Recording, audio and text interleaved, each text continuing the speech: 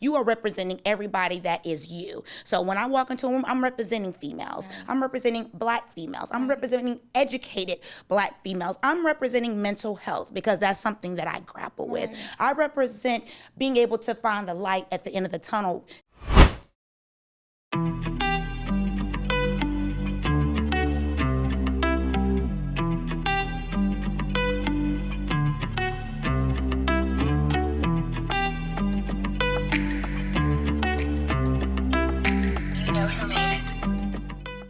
All right, family, welcome to Bookmark Live at Black Writers Weekend. We are here in this incredible venue powered by Black Writers Weekend and the Riverside Epicenter. We're here and thrilled to have Brianna Cole. Yes, I'm so excited. Me too. Right? Here to celebrate and uplift voices and stories by Black writers. And I am your host, Minister Jazz. Yes. And so today, Brianna is an entertainment mogul in both books and the film industry, right? So we had the opportunity to kind of chit and chat while we were outside. Talking mainly about hair, because baby, you're giving it today and I'm loving it. Makes me feel good. We were talking about hair, pants, and all of the things, but we were also talking about your amazing and versatile career. Give us some more. Oh my goodness. Well, thank you for the introduction. As you said, I am Brianna Cole. I am an author, actress, screenwriter, producer. I've done a little bit of everything. Listen, that's why I said someone else dubbed me the entertainment mogul, and I was like, you know what? I'm gonna take that. I'm gonna take that because I'm all things creative. I love the entertainment space, especially if it involves my writing. So I started out writing poetry. I started a greeting card business in high school, and when I went out to Georgia Southern, the real GSU, I majored in writing and linguistics. I was able to, do a little bit more with perfecting my craft in the educational space, which was great. And then, I started writing books. I published my first book in 2014. So 10 years this year, I've been a published author. And just recently, maybe like in the past 3 or 4 years, I moved into the screenwriting space. So. Oh my goodness. I love how you said you moved into the screenwriting space. Like you picked up, you packed your luggage. It was just like, okay, I'm going to go to screenwriting space now. Why not? I see you over there. Go ahead. Departures right here. Departures right there. So when you arrived, your arrival, when they said arrivals at screenwriting space, where did you arrive? Oh my goodness. That was an amazing transition because, as I said, I'm already an author, right? So I had plenty of content. And as I mentioned as well, I'm an actress too. So this allowed me to marry my two passions. I get a little bit of acting, right? Get a little bit of acting stuff, and then my writing kind of put it together, and boom, the screenwriter was born. So I started adapting some of my own work because I had content, plenty of ideas. So I started adapting some of my own work into feature films, short films, and kind of moving into that space. I am self-taught, lots of YouTube. Lots of me trying to do my own research, reading plenty of scripts, and kind of referencing a lot of who I consider some of the greats like Jordan Peele and of course Issa Rae and Quentin. I'm reading all of these amazing screenwriters and producers, and really trying to see how I can find my voice in that type of space. So it was really great. Like I said, it's lots of trial and error, and my first script was probably not good at all, but I kept teaching myself, and like I said, kept reading workshops, seminars, and then networking with other screenwriters and people who I knew were already in the space. So you're telling on yourself a whole bunch, and if anybody's listening, what I'm hearing from you is that there's a level of determination, tenacity, and courage that you exhibit from being self-taught. Say more about what it was like to be little Bree. I got permission to call her Bree.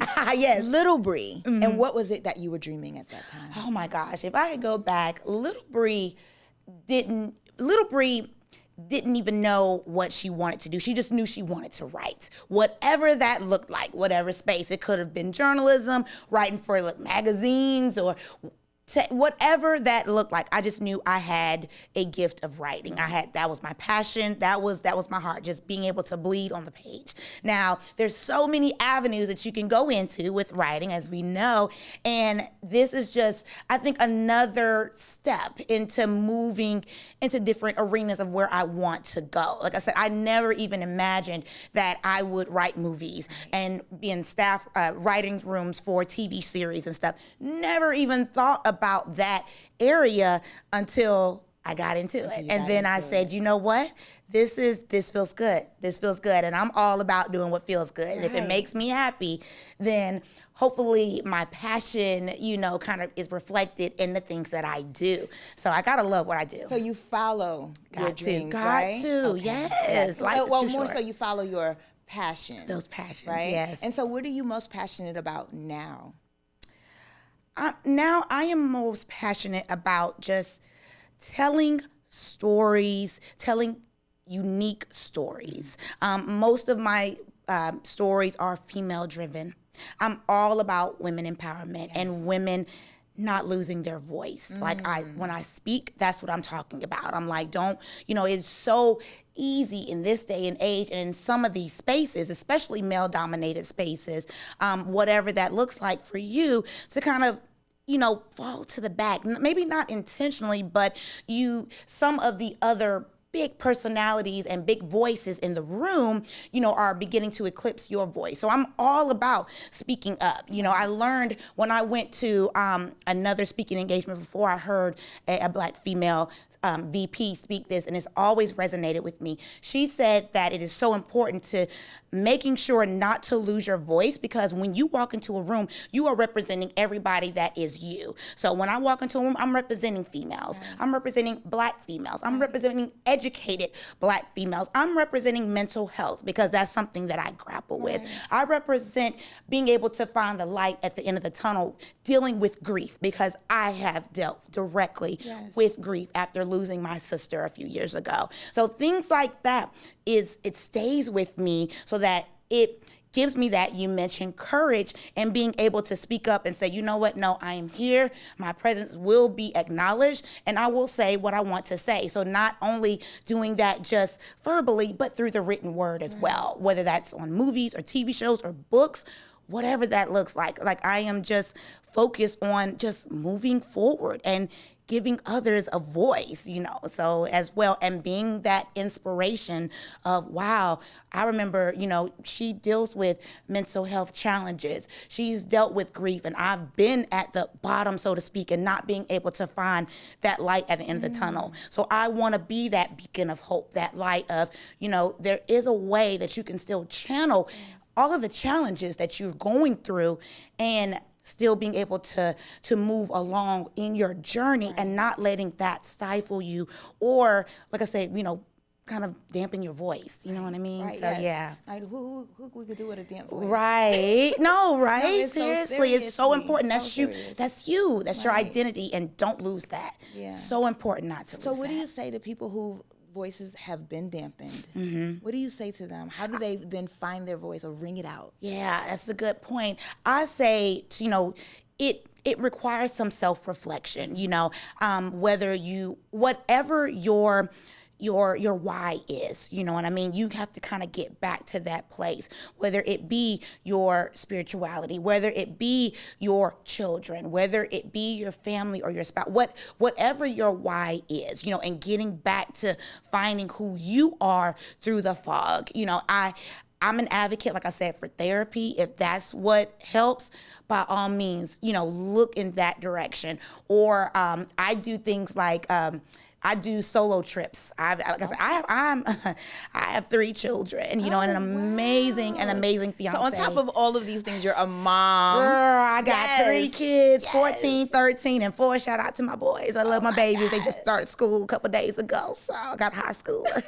Oh goodness. So yeah, I have to have a lot of therapy for that. But no, it's been wonderful. I love being a mom. So, but in the midst of me being a mom, we as Black women especially, especially, we're always having to be something else for other people or someone else for other people. Right. And it's important not to lose your identity. Sure, right. I'm a great mom. I'm a great fiance. I'm a great sister and daughter and all of that. But I'm still Brianna too. And not letting that fall to the wayside. Someone, you always hear you can't pour from an empty cup. And that is important in order to, you pour into yourself as well. So I know I love to travel. I'm a huge Disney junkie. That's why my voice is almost gone. Speaking of voiceless, I just got off a Disney cruise to Alaska because YOLO, enjoy yourself, enjoy your life, get back to doing the things that put a smile on your face. Yes. Don't get so lost in the sauce, if you will, being something else for everybody else that you forget about yourself. So Disney is my happy place. So I was like, baby, Disney cruise, and not it's somewhere. To sidetrack though. Go ahead. Because you talking about Disney. Yes. Tell me your favorite characters. Let's talk about this. Oh my gosh. Okay, listen. Don't get me started now. I knew I just wound it up, but I have to know. Baby, oh my gosh. We can go on and on. My favorite Disney movie is The Little Mermaid. So when Listen, hey, that's what I'm talking about. But is it Ursula for you? Because it's Ursula for me. It is. See, you gotta give me him. Yes, I love the Disney villain of all villains. I'm an Ursula fan. Yes. I'm a Cruella fan.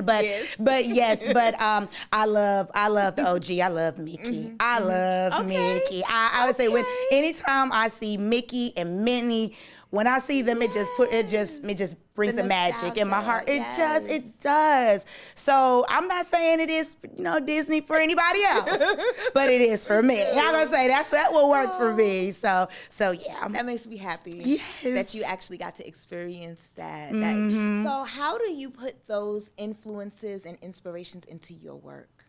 Or do you? Yes, I do. I say we all are influenced by just different things, whether directly or indirectly, whether it's your upbringing, nature versus nurture, things that we're going through. So for me, I channel that. Like when my sister passed away this past March made 3 years. It was absolutely unexpected. She was 28 years old.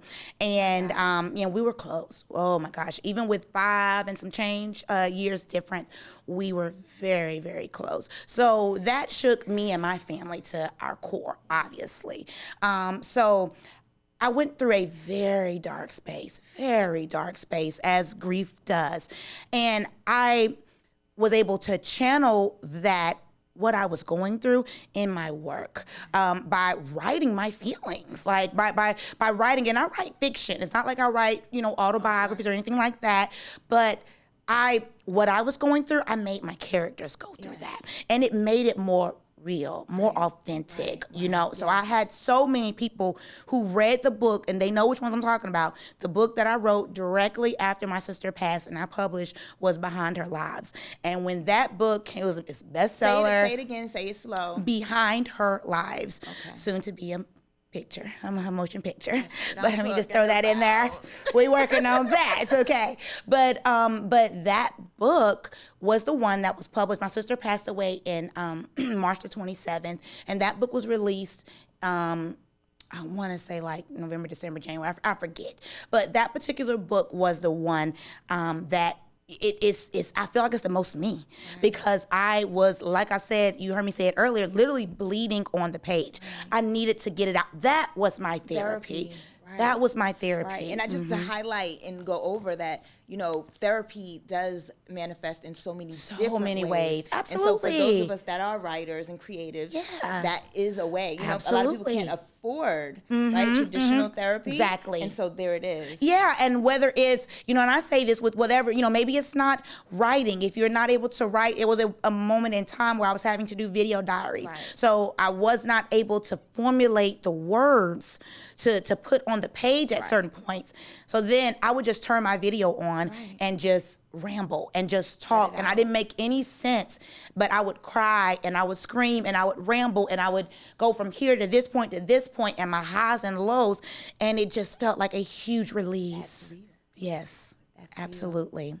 Absolutely. So, so whether that's painting, whatever, traveling, getting near some water, whatever that looks like, a healthy release is always important. There's so many. Thank you so much for first of all for sharing that and being vulnerable, right? Yeah. And there's so many people that look at you and your beautiful self. Oh my gosh, thank you. And your career and your trajectory, and they're like, I wanna achieve that. What are some words of wisdom, advice that you have that they can get to that point of authenticity so that their work can translate from page to screen and beyond? Right. One thing, what I learned at Georgia Southern, I had a marketing class, and one thing my professor mentioned, and another one that's always resonated with me, is why was the Nike slogan so successful? You know, and it's in its simplicity, and it spoke to everybody. Just do it. Just do whatever it is for you. Whether that's I want to do hair. I want to open a restaurant. I want to, start a daycare, or, write or act, or whatever that looks like. Just do it. Just do it. And that is something that I try to channel, because I say, if not now, when? Like, what am I waiting for? Just go ahead and do it. And you know what? I will fail. That is okay. Failure is a learning experience. As I mentioned earlier, like, my first script was probably a bad script, but I had to get the bad ones out the way so that I could learn from it and learn where I needed to improve and what I needed to do to get better and better and better. So I'm just going to say, like my professor, just do it. Just go for it. And it is okay if you fall down, or if you, in your words, fail, because that is a success in and of itself as well. Right. It's part of the process. And the journey I'm learning and still having to learn is your story. I tell my fiance he has to slow me down sometimes, because I'm like, oh my gosh, I need to, finish this. I need to go here. I need to get that Oscar. I need to, I got my milestones and my goals. And he's like, slow down, because if you look at movies that you watch and things like that, it's not the destination, it's the journey that we are watching. Like, this is part of your journey. And this is what people are going to be talking about when they speak to you. That's what they want to know. Okay, you got an Oscar, or you got your, as I have, you had your movie in Times Square. Amazing, absolutely great. And I'm so appreciative for that. But what was that journey like? That's what I hope is what inspires people, so yeah. So what we're saying is the journey is the destination. Yes, right? Yes. Girl. So with that being said, I would love for you to take us on this journey destination through Times Square. So many of us, I ain't gonna front, right? We could all dream to have it, but so many of us will never get to that point, unfortunately. But you did. Yeah. So tell us and let us journey with you. What was it like to see your work, to stand there and see your things on Times Square? When I say surreal, okay, so as I started moving into the film and television space, I mentioned earlier that I had a lot of books, right? I had books and I had content, and I started by adapting some of my own work, because I got the source material right here. There we go. And so why don't you invent the wheel? Right, there you go. It's right there. You got the story. Just adapt it from the book to the screen. Again, a side note, in case nobody heard this is somebody that believes in herself. You got to. I am my biggest fan. My biggest critic, but my biggest fan as well. Go ahead. So thanks to my amazing agent, Entice, she was the one that kind of pushed me and said, write the script of this book, The Marriage Pass, because that book was in the Shade Room. That book was very successful. Okay. And I was like, write the script. Okay. And I did. Again, teaching myself, learning, love my agent. She was my mentor. She was my, my encouragement. So I wrote the script. I shopped the script around, and I pitched it to a producer, and it was picked up as a to-be original. So it was released in January of this year. And when it was released, it went viral. It went crazy. It was, people were talking about it and still are. So I was so glad that it was well received. So with that came two amazing gentlemen with the Riding Out All Day podcast, and they reached out to me and they wanted to do an interview. And I said, okay, sure. And the interview went so well. They, again, wanted to learn my journey and everything. And they were the ones that said, hey, we have a billboard in Times Square. Would you like us to put and I'm like, you don't even have to ask. the importance of networking, you know, just being authentically you and just going forward and going along your path. You don't know who is being placed in your path and for what reason. So definitely take advantage of those opportunities. And I did. So I was like, yes, please put my movie in Times Square. I flew up on a Friday during Super Bowl weekend, actually. And that Saturday, it was unveiled in Times Square, and I was crying, I was shouting, I was on live, I was videoing, and it was, I think that moment for me that really kind of cemented that was when I was doing all that shouting, like, that's my movie, that's me. And I had a group of Black females walk by, and they were like, that's your movie? You wrote that? And I said, I sure did. And they said, we've seen that movie. We loved it. They asked for my autograph. And I was like, yo, I got these are moments. These are the moments that I've prayed for. These are the moments that I live for. This is my why. And this is what I pull from when I'm having those discouraging times. Like, anybody gonna like this? Oh, what am I doing? And I'm like, no, think back to when you were you're doing it. You are doing it. Don't lose that. Yes. Keep doing what you're doing. Yes. So, and it's important to know again that even in your success, even when people are hearing this, you also sometimes doubt yourself. As much as you love yourself and your biggest fan. And it's important for people to hear that. Because, you know, it's a lot of times we get on platforms and people don't understand the full our journey. Yeah. And so thank you again for being so vulnerable with that. Yeah, right? Yeah. But how awesome is it for you to say you don't want Black women to lose their voice, right? And you stand as a symbol of them being of someone that is their voice, giving them voice, right? Letting them know what's possible. Thank you. Thank you. Thank you. Oh my goodness. Thank you for that. I was so excited to know because where are you from, girl? Atlanta. Okay, well, where were you born? Born and raised, Atlanta. Look, they don't make us no more. Born and raised, yes. West Paces Ferry Hospital. So, born and raised, Atlanta. So what is it about, because you talked about nature and nurture. What is it do you think is about the Atlanta culture that has created you, Bree, to be you?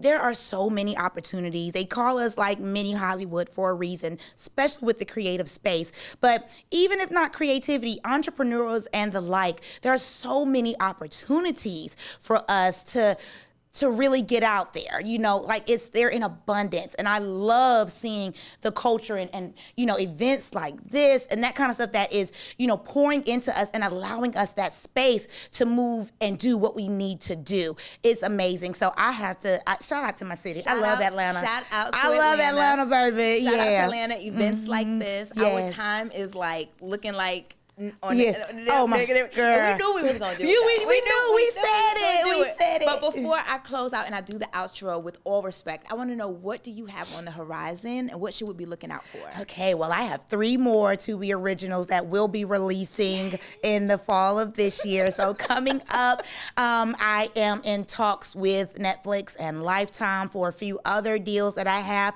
My screenwriting agent has been working overtime and getting me lots of pitch meetings with producers and stuff. So yeah, lots of things in the works. You definitely will be seeing a lot more of screenplay by, story by Brianna Cole. And I'm so excited just to share my heart with others. And like I said, I just hope to be a source of encouragement and inspiration for everybody else. So. And I put on you, Oscar. Listen, I receive it, baby. I receive it. It's coming. Thank you. Thank you so much, Bree, for being here, Brianna Cole. And I want to thank you to our amazing sponsors and partners. We have Afros in Audio, Ike Ocean, Amazon KDP, All Americans Vote, Delphine Legacy Media, and Riverside Epicenter. Your support makes this event in Atlanta possible. There you go. Don't forget to follow us on social media at Black Writers Weekend and join the conversation using hashtag BWW bookmarked on social. Thank you so much and enjoy the rest of your weekend. Yes.